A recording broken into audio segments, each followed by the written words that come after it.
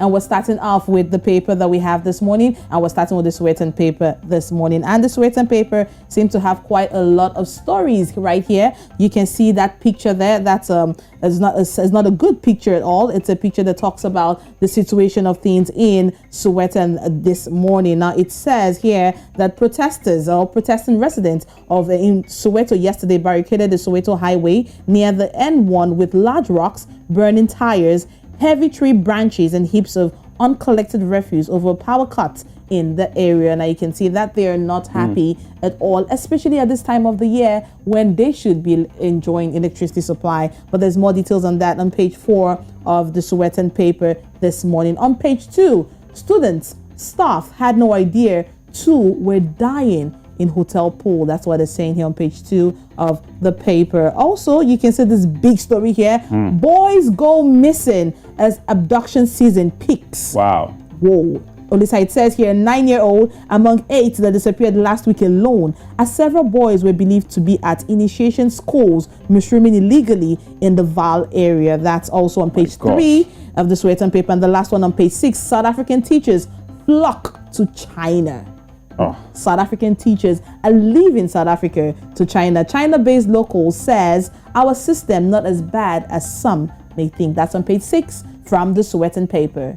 All right, from South Africa, let's go to West Africa with Liberia with the Punch, with the front page. Apologies, the front page this morning in Liberia. One man features there on the left. You can see him, the president and former footballer George Weah.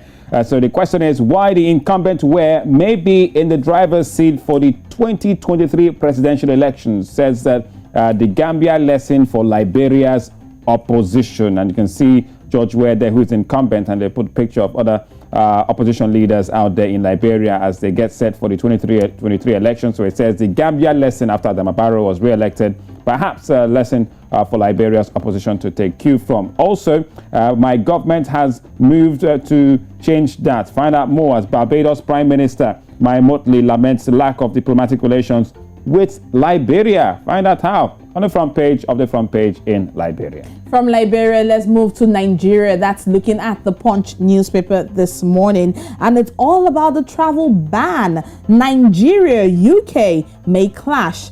Federal government alleges action discriminatory. That's what it says here on page 2 of the Punch this morning. It says British decision based on discrimination, not scientific, but prejudice, claims the federal government. That's on page 2 of the Punch this morning. Now you can see these pictures here. There's 3 different pictures. Rescuers after the Semeru volcano eruption that killed at least 14 people in Indonesia. That's a very sad story, but there's more details in the Punch this morning. You also have on page 4, 35-year-old man arrested for killing Ogun cigarette seller with blows over 50 naira. Olisa, over 50 naira. Well, that's the story we have from the Punch. And we can wrap up the papers this Tuesday morning, 7th day, December 2021, as we go to Kenya with the Daily Nation. Lots of politics down the front page, a picture of the President Uhuru Kenyatta. So it says 2022, Uhuru follows the Moi script, says that's the front page there. It says, unlike the predecessor